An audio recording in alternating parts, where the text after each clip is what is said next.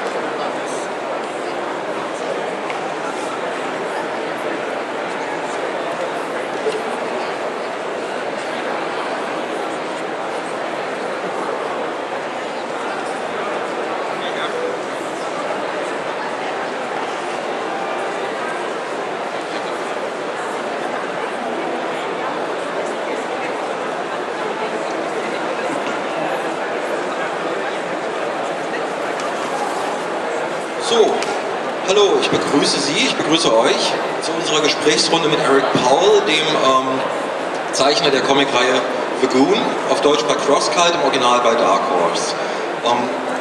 Ich weiß jetzt nicht, wer den Comic schon alles kennt. Ich vermute mal, jeder trotzdem vielleicht noch ein paar kurze einleitende Worte. Hier neben mir sitzt Eric Powell, Jahrgang 75, der das Ganze sowohl zeichnet als auch schreibt.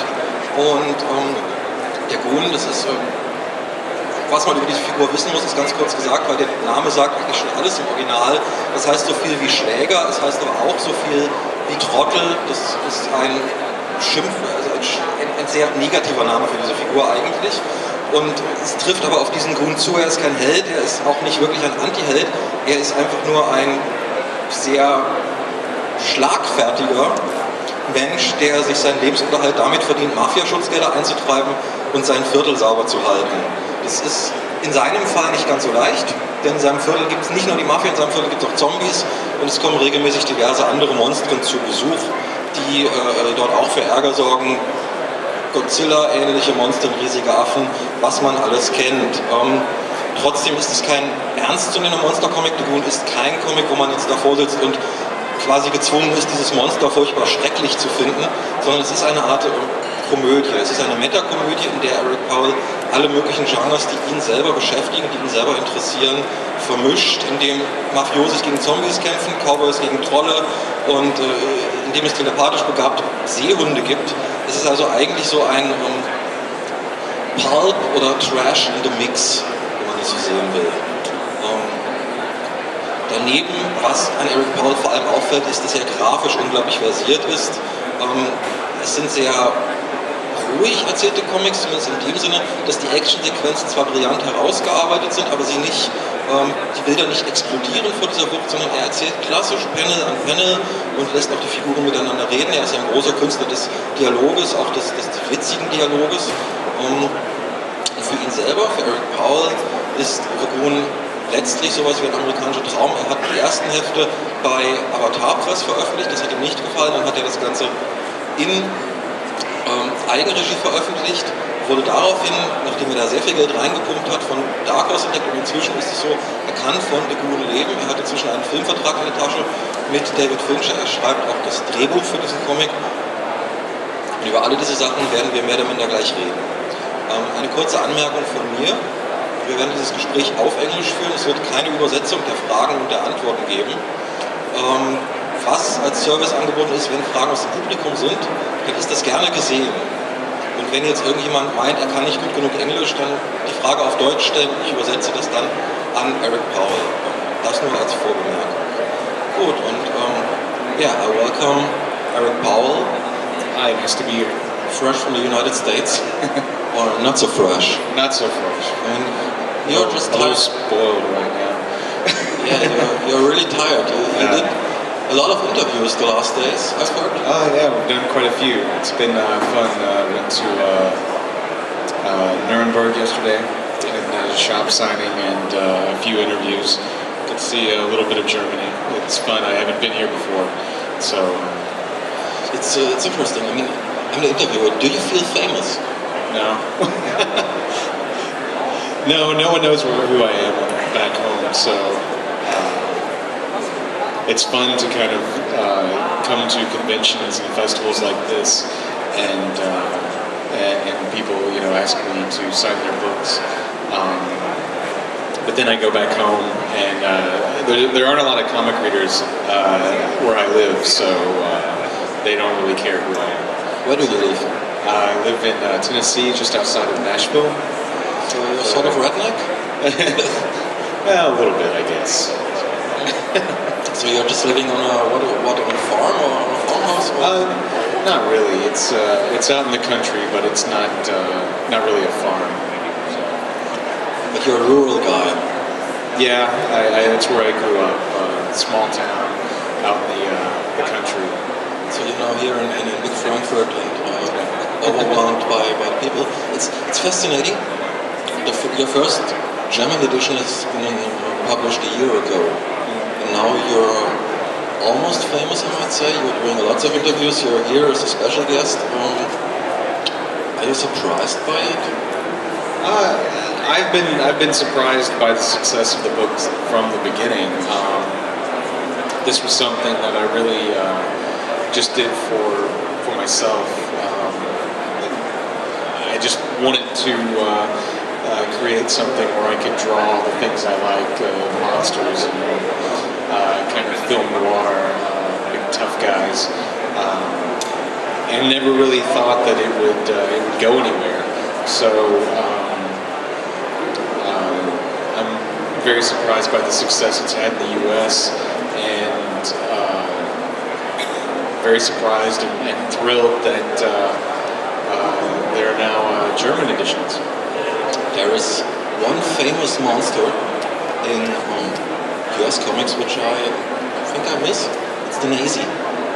What's the that? German Nazi. Nazi. Nazi. Oh. You missing the Goon? I haven't read all the books, but it's one of the most famous monsters of US comics, and I miss him. There's too much in Hellboy already. I don't want to be too much like Hellboy. I saw on your board the picture, Ausfahrt Freiheit. Yeah. You posted as a greeting from Germany. I mean, is that how you see Germany? Oh no, it's. I'll be polite and not describe the wordplay in English on that, but I thought my fans on the message board would find that amusing. So it's S for freeholding, free? Yeah, something like that. You think it's the humor your fans like, or is it just I don't care about my fans? It's just what I find funny. Oh, I care about my fans, but it's I don't know. I guess I'm childish that way. Toilet humor, but yeah, I think you have to when you're creating a book or something, you have to do it for yourself, and you have to find enjoyment in doing it for yourself rather than worrying about what the reader wants, because I think that's the quickest way to bore them. If you don't want to spoon feed your reader, let them come along with you and enjoy it the way you enjoy it when you're creating it. So I try to do everything first for myself, and then if someone else likes it, then that's a great thing. So obviously your readers like monsters a lot. It seems that way, yeah. What's the thing you find in monsters?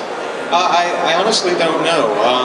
If I'm just sitting down and someone sets a piece of paper in front of me, I think I would just naturally just start scribbling a monster or something on it. So I don't know. It's like some people like comedies, and some people like horror, and some people like action adventure things.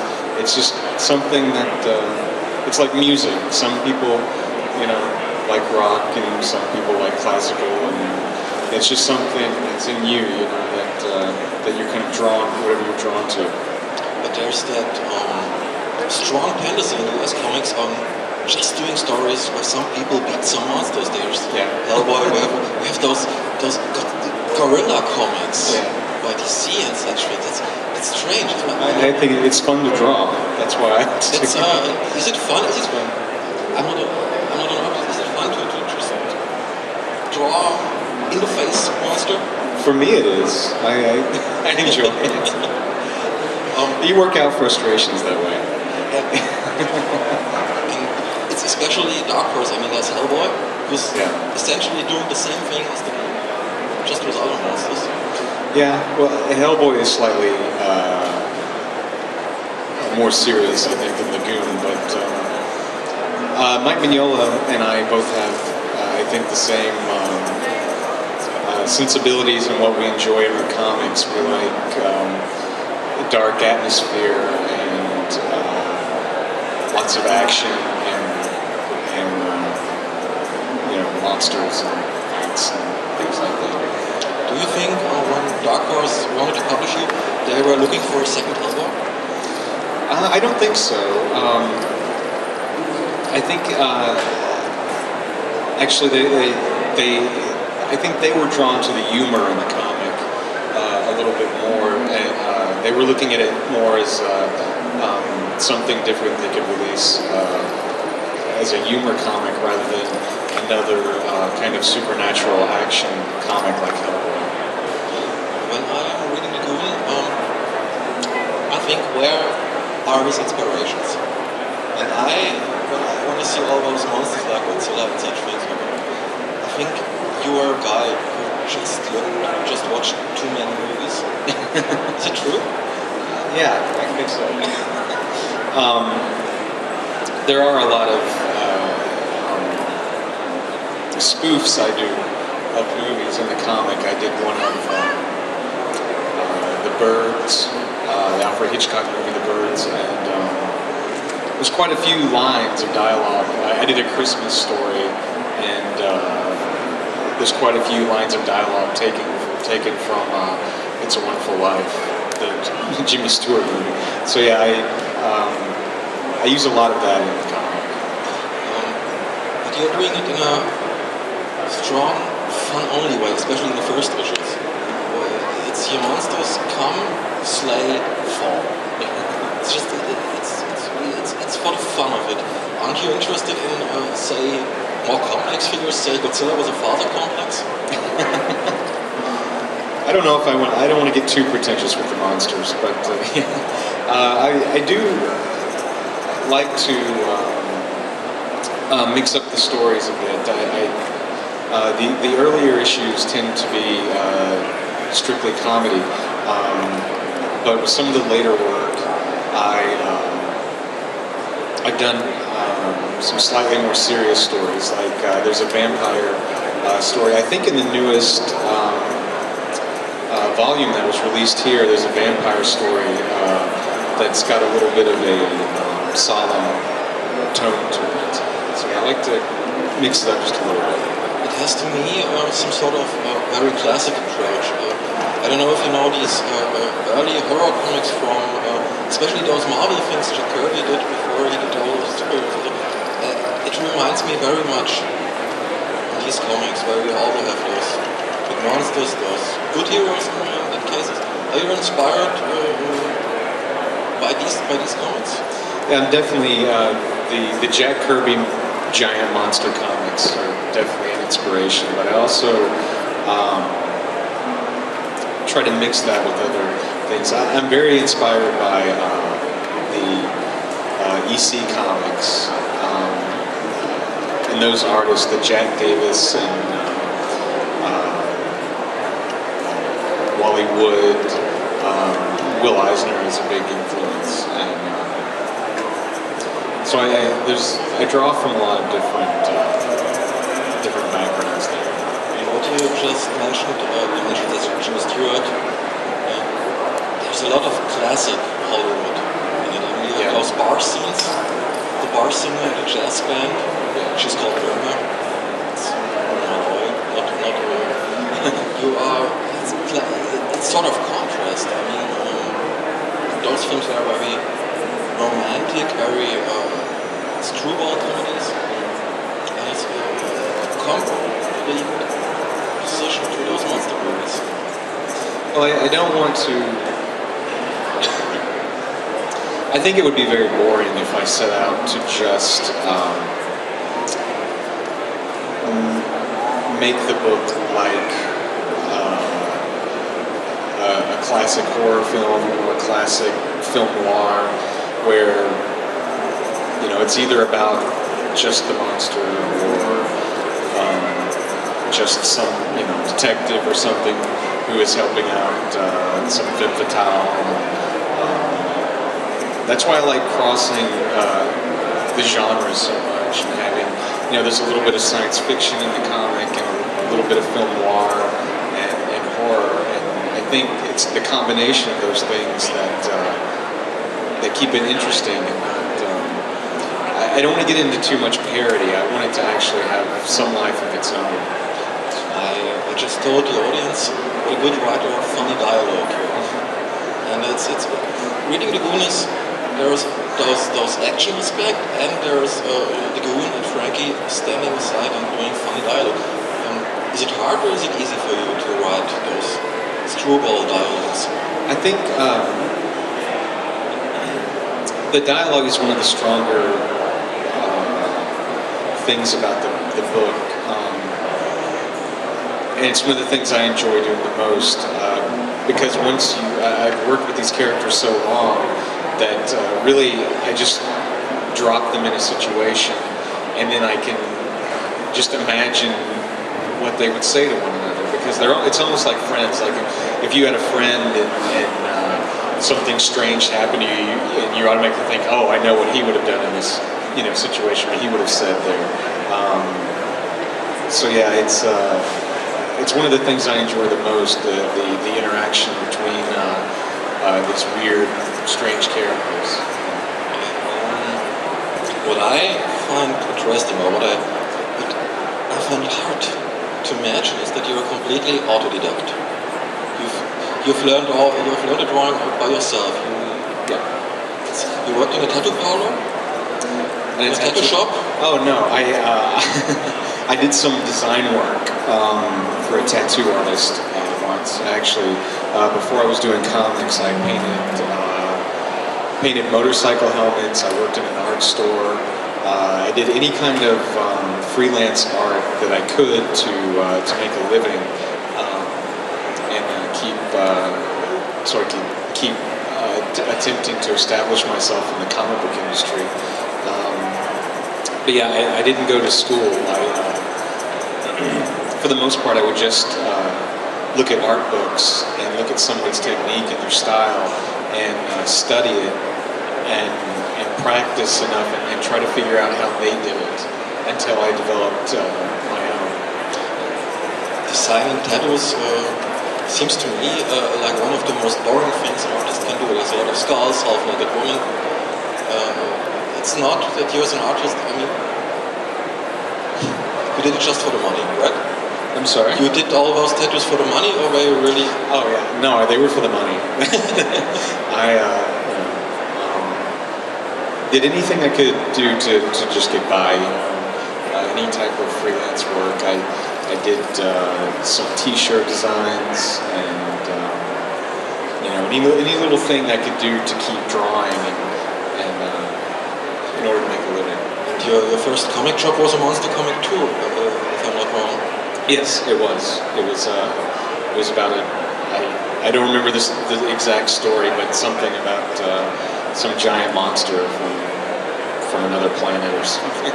Was it by accident, or did you say, yeah, I want to draw this? Again, it's just that thing of just, that's what I enjoy drawing, giant, monsters and horror comics. In modern comic scene in the US, it's really hard to break in, and you just have the way of doing a strip mostly, or doing superheroes. Yeah, the U.S. market is really dominated by the superhero comics from Marvel and DC. I had done a little bit of work for them. I had done some inking work for Marvel on a few books, but really I was doing the majority of my work for Dark Horse Comics. I was doing some work on their Buffy the Vampire Slayer comics. I wasn't very good at it because I'm not as good at drawing really attractive, the supermodel people. But were you avoiding being a superhero artist, or did it just not come to it, or were you especially avoiding it? I attempted to get work for those companies, but I think they didn't like my style for that type of work because I had this kind of EC Comics kind of Bernie Wrightson kind of style, and it wasn't appealing to them on the superhero comics. I guess they wanted more of the kind of slick, very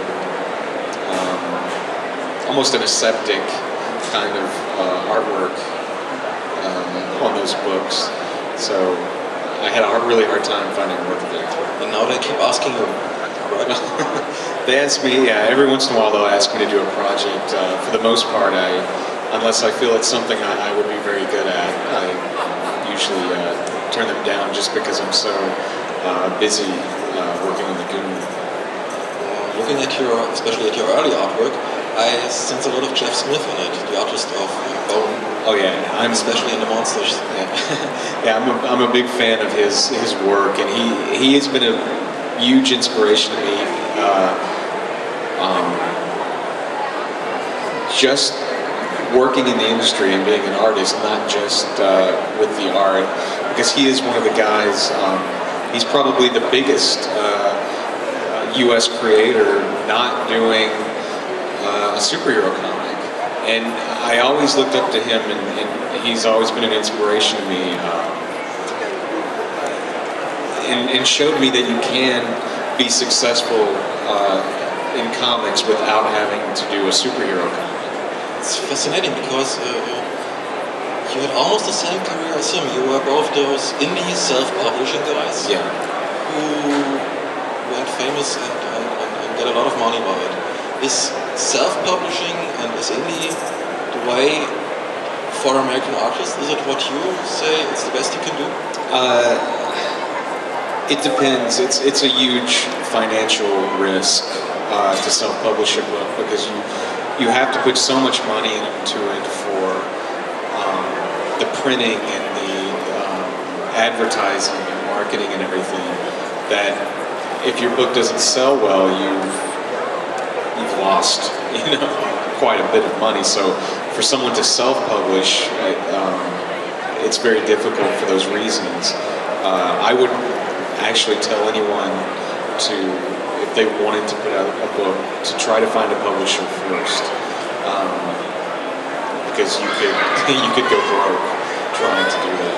Robert Kirkman, the author of Walking Dead, said last year famously, to many of his colleagues, stop doing work for Marvel or DC, stop doing company work, do your own thing. You will be a lot luckier. I would agree with that. No matter how many people read a Spider-Man comic or know who Spider-Man is, if you're just a work-for-hire artist, at the end of the day, Marvel can just throw you off of that comic, and then you're just the person who drew Spider-Man for 10 issues, and that's your only reward. Whereas if you create your own material and your own characters, it's yours, and no one can fire you from it. No one can replace you. Personally, I think it's just much more satisfying. I get much more satisfaction out of doing my own material than drawing someone else's. And what's interesting, you signed a Hollywood contract. It's not Marvel, it's not DC, it's you. Does it play a role? Does that play a role? That's not what I set out. That's not what I set out to do, but yeah, it's just another benefit of creating your own work. You own it. If someone makes a film off of it,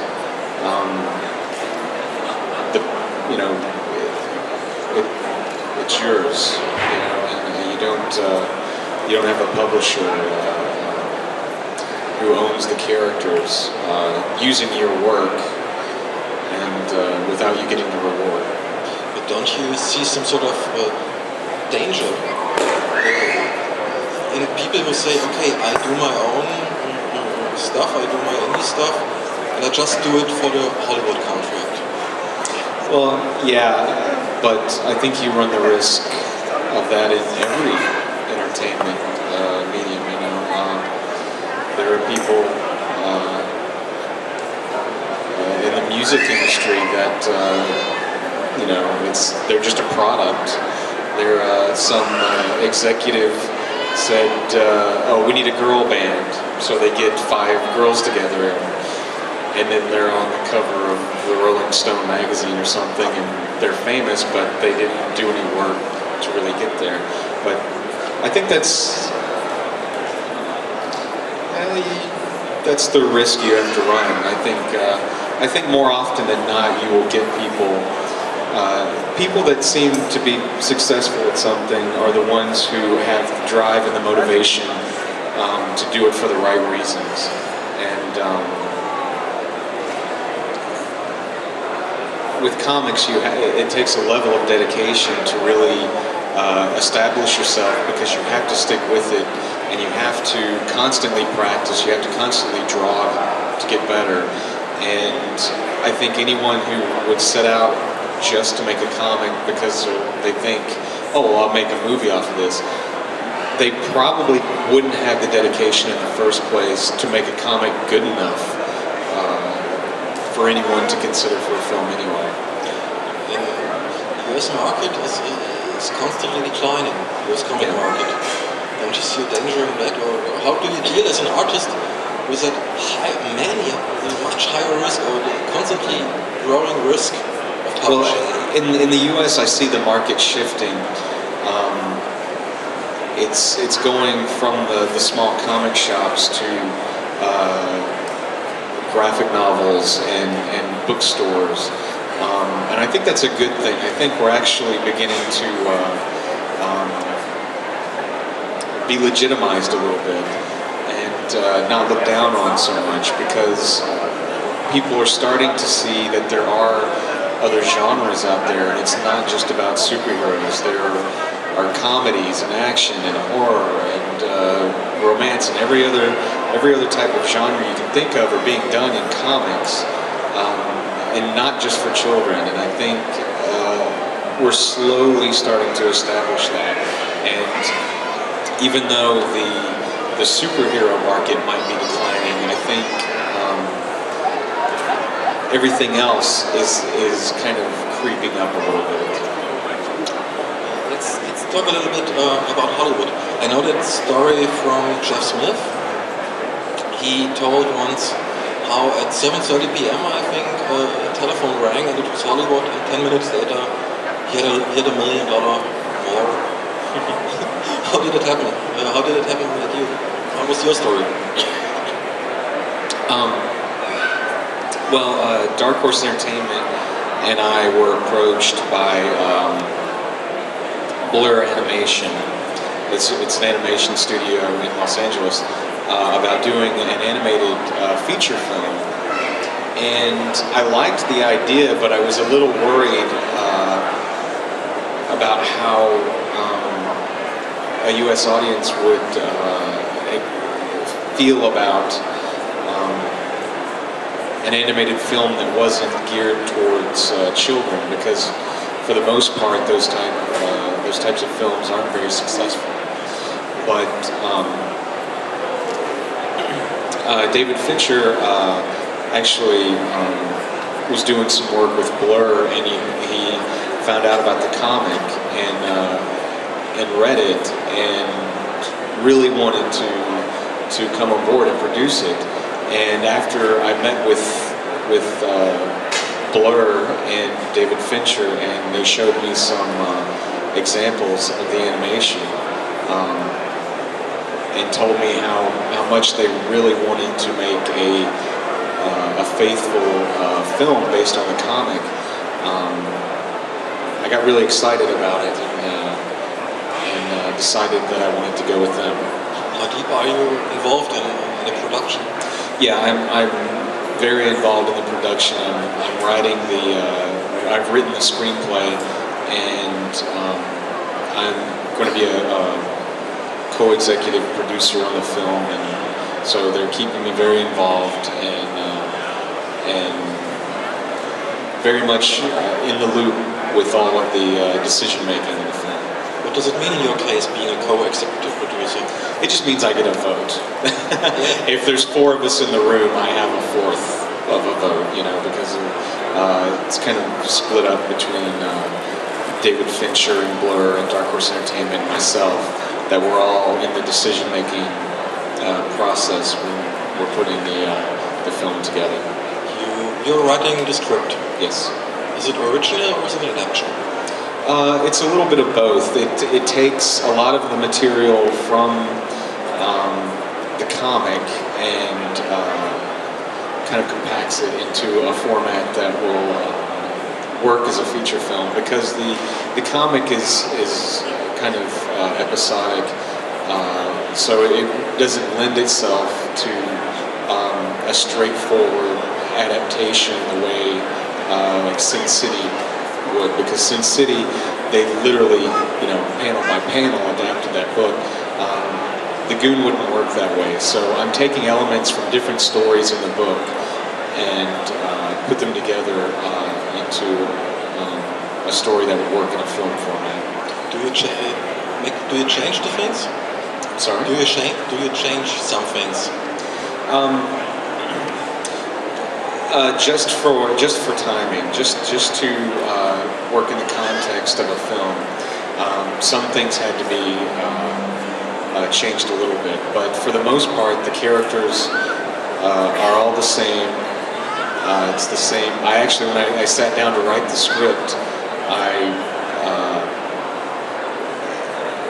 wrote it exactly like I would write an issue of the comic. The same type of humor, same dialogue. A big question, probably most of fans of the comic fans will ask: is it in continuity?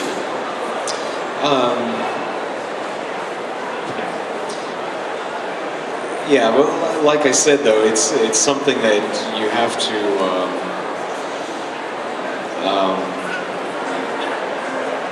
change a little bit to make it work, you know, because film and comics are a different medium. You have to work within the time frame of a, you know, like a 90-minute film or so. So some things are going to have to be condensed, and because a lot of people who probably will see the film, they won't be familiar with the comic, so I have to kind of introduce them to the world at the beginning of the story, whereas in a comic I wouldn't necessarily take that much time to do so. I don't know, do you know Fortune and Glory by Brian Bendis? His comic about his Hollywood experiences? No. He did a very funny book about how Hollywood destroyed the script by saying, we love your book, we love your work, we just have to change it. Yeah. That's, fortunately, I'm not going through that experience, but yeah, that's, for the most part, that is the experience most people go through. They option, you know, someone will option their property, and they change it so much that they lose sight of what made it interesting in the beginning. And I'm fortunate enough that the people involved with the making of this film are fans of the book. So they don't, they're not coming along and going, oh, comic book movies are successful now, so we have to get another comic book. They want to make the comic just because they were fans. And I've personally walked through Blur's studio and saw some of the animators with some, you know, little Goon merchandise and stuff there. So I'm excited to be working with that group of people that like the book so much. But are you in a position to prevent major changes if they come along? That's David Fincher's job. He has the power, I don't. So you totally trust him? Yes. Yes. And just go on with your comic book work. Yeah. Might there be a point, I mean, you've done about 40 issues, about 1,000 pages of the Goon. Might there be a point where you say, okay, enough is enough? I think I'll take breaks, but I have so much fun with these characters and in this world that I hope that I'll be an old man and still want to be working on this book. I'm sure there'll be projects in between that I want to go do, but I think I'll keep coming back and doing more issues of the Goon. Philip from Crosscut just told me you're planning a second series, right? Yeah, we're still going. The series hasn't ended yet, but yeah, I have more stories planned that I'm working on now. A non-Goon series, you said. Oh yes. Oh, I have a book that's aimed more of an all-ages comic called Chimichanga that I'll be putting out in December. What will it be about? It's about a circus of really unextraordinary people, entertainers, and the main character is a little girl who's a bearded girl. You say all ages. Is it like a bone? Yeah, I would say it's more in the vein of like a bone comic than like the Goon. There's a strong market for children comics in the United States. The best-selling books are children comics. Are you doing it as a book or as a trade paperback series or as a comic book? As a classical, the floppy comic. Yeah. And you're self-publishing it? Yes. Didn't Dark Horse want it? Yeah, Dark Horse wanted to do it, but the main reason I'm self-publishing it is that when I started self-publishing the Goon, I worked very hard to get it out there and make this company. And when the Goon moved to Dark Horse, and I'm very happy at Dark Horse, but I felt a little weird, like I was abandoning this thing that I created. So I thought, well, I'll do some little projects. The first one being Chimichanga. and self-publish those. Why not go to a big book publisher? I mean, I think I want to, at least in some sense, stay independent and work as an independent creator rather than someone who is just working for the large publishers. Okay. Kurze Frage an das Publikum, oder besser gesagt andersrum. Gibt irgendwelche Fragen? You're really shy.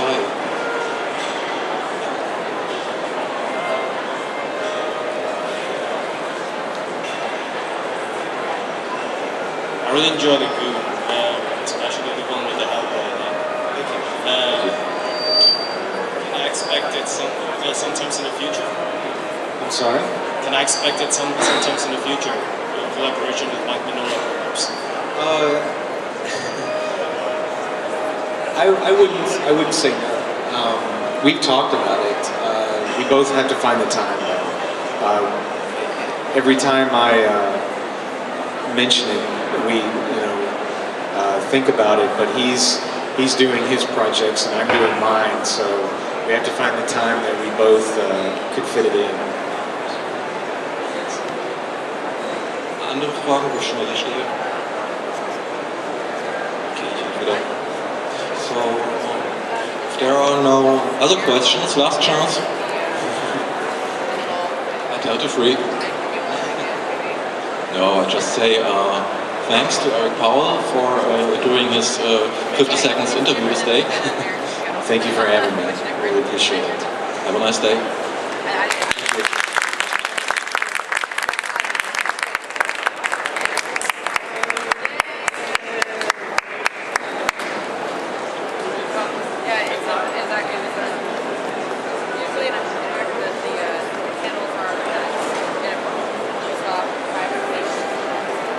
Bin ich drauf?